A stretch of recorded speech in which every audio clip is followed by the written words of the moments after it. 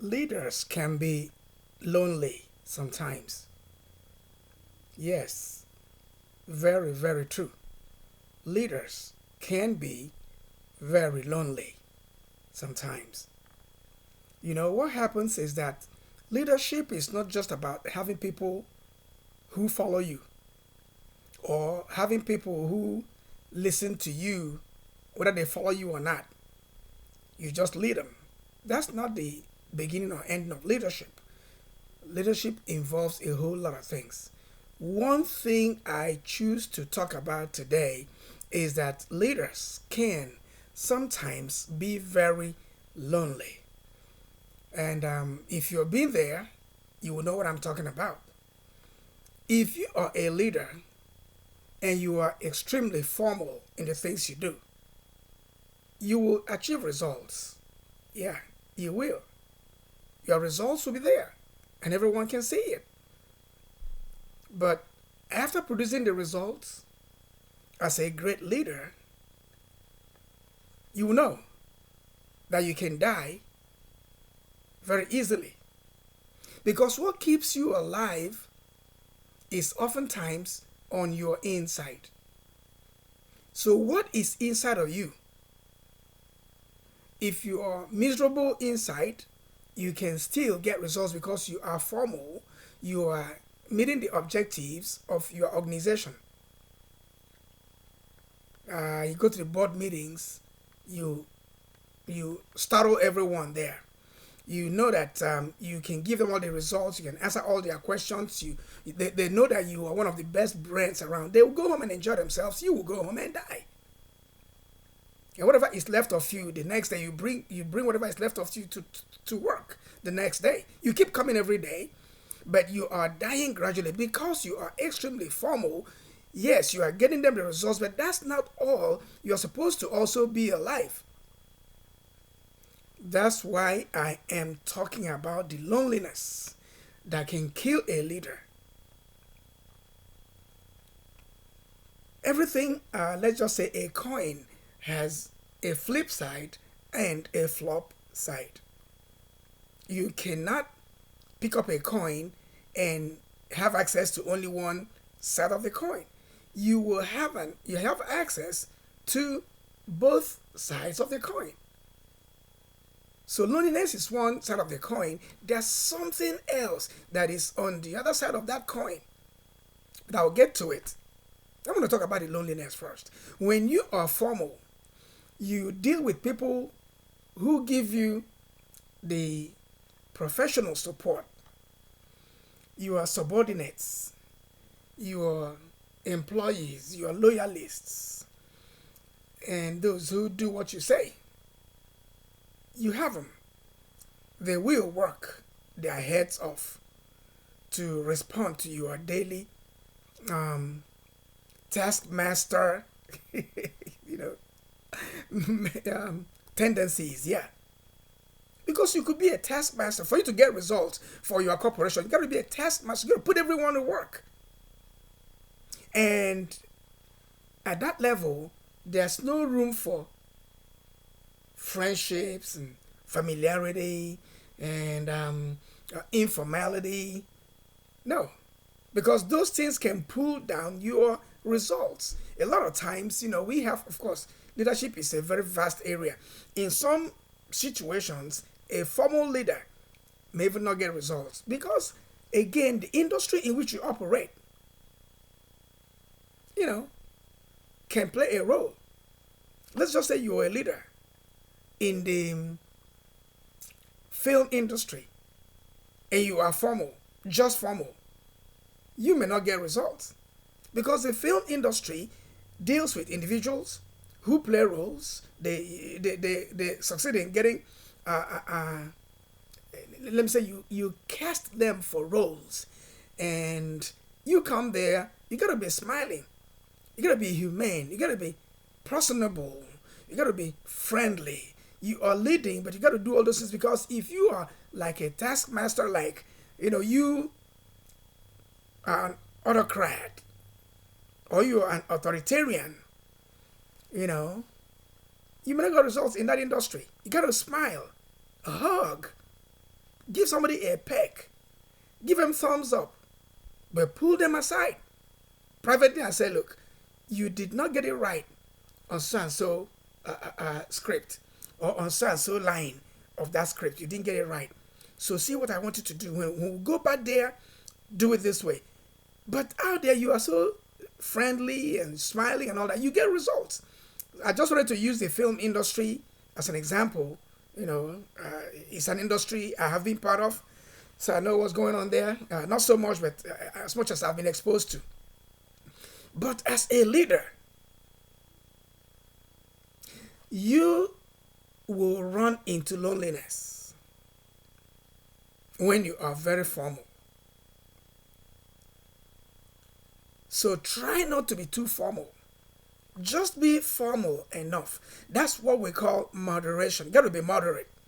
Do things with limits. Set the limits by yourself. Know where your borders are. Know where your gray areas are. Know where your red lines are. Know where you put the barricades. Don't cross them. Be moderate. Smile. Be friendly. Shake hands and say hello to people and walk away, and that's it. Don't open yourself up to too much familiarity, because that will again begin to be counterproductive. If you are too friendly and then informality begins to set in, then you see that some of the instructions you will give will be flouted because you don't look serious. So that's why you have to find the areas, the gray areas, find the borderlines, find the red lines, and you set them because you are the leader. You set all those obstacles and those checkpoints and set them by yourself. And so you don't cross them when you set them. Don't cross them. Be formal enough to get the results done, but have a percentage of informality built in, because that's what keeps you alive at the end of that formal session. A leader who is formal, serious, and so on, if you get to know that leader very well, you can find out that that leader is lonely. In several instances, the leader is lonely. He doesn't have people to talk to at the end of the day. He goes home, he had a good day, he got good results, and everybody cooperated and did what they need to do, and he got the results he wanted. He goes home. He doesn't have informal contacts. I'm going to ask you as a leader, where are your primary school friends? Where are your high school friends? Where are your college classmates? Or your graduate school course mates? Where are they? How many of them still stay in contact with you? Or in another way, how many of them do you still keep up with? That is where your informal circle is. So that when you are done with this formal environment, you go home, you pick up your phone and call Joe Blow. Come on, Joe Blow, what did you eat today? Man, I'm hungry. Can you swing by here? Let's eat. Or you want me to swing by your place? Or can we meet at Starbucks or somewhere? You have a friend. You have an informal setting. You have your friendship circle where you will break and destroy loneliness. Because if you don't, you'll be lonely.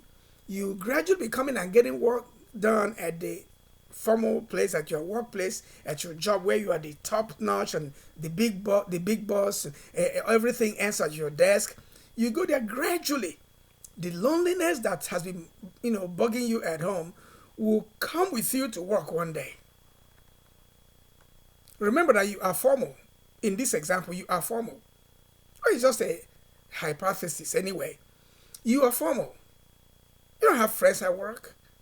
Nobody is your friend. They're all your employees and subordinates and everything. And you are the top guy, and no, of course, you know what I'm trying to say. Nobody at your level there. One day, the loneliness that is bugging you at home will come with you to work. And how would you know? These your employees and subordinates that you work with on a formal level, one day one of them will do something and you will lash out. Involuntarily, you lash out because you lose it. You are lonely inside. So, what does that do? That is why we have also seen the other side of the coin.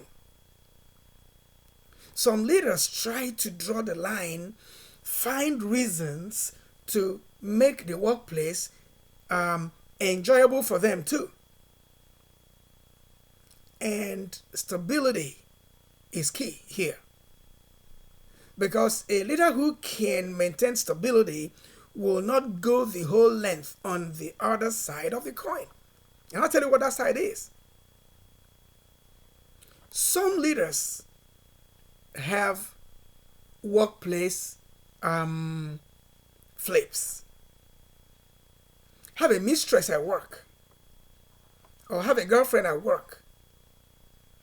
And you know what that does? It pulls down your performance. Because no matter how you do it, and no matter what you do, your other subordinates will see what's going on. They will know because you will involuntarily begin to show favoritism at work, and people will know why. Why is he so? Why is he like this? Why is he practicing favoritism around here? Why? Because loneliness came with you to work, and you try to kill the loneliness by being a little casual, being a little friendly, and all that. You make that mistake. And then things can begin to go south. We recognize that, yes, leaders can be lonely. But you got to find a way, still outside your job, to kill the loneliness. That's why I asked you, where are your primary school friends, classmates? Where are your high school friends and classmates? Where are your college classmates? And where are your graduate school classmates? Where are they? There's got to be a few of them who are still in contact with them. I mean, for me, yes, there are some of them who are in touch with me. I'm in contact with some of my classmates, course-mates in primary, secondary, high school, and college and graduate school. I still in contact with many of them. Because nothing should interfere with my performance at my formal work. Nothing. You you have to make that decision for yourself because it can be very, very disastrous. Loneliness is a very dangerous thing. You don't allow loneliness to creep in because if leadership at a top level is a lonesome enterprise. I call it lonesome. It is a lonesome enterprise. So if you are in that enterprise as a top leader at your workplace and you are number one, you don't report to anybody. And of course, there's something called the board of directors. In some organizations there are board of trustees and there are some governing council stuff and all that, but those ones are outside the daily work environment. At the work environment, you everything ends at your desk. So you can be lonely. You don't report to anybody. So what happens?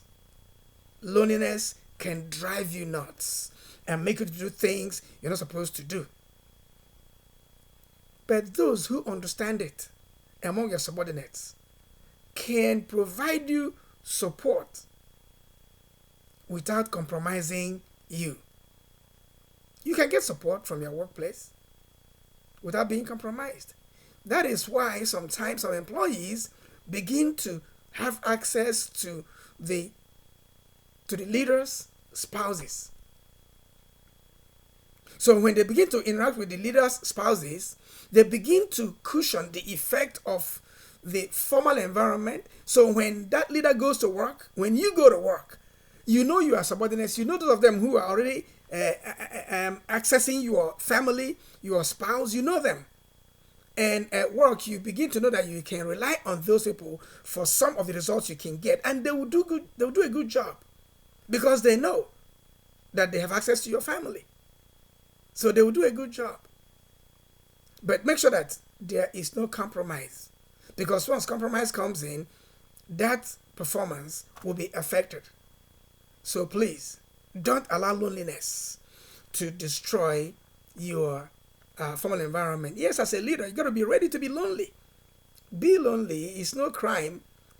It's no crime. You can be lonely, and we know that there is loneliness at the top of every kind of organization, be it a blue chip company, sole proprietorship, and corporations, legal entities, and even non-profit organizations, even church and mosque, religious settings. As long as you are number one at that place, you can be lonely sometimes. And these principles I am espousing here will be very useful to you.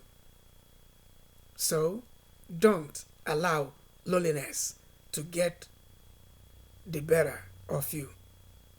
All right?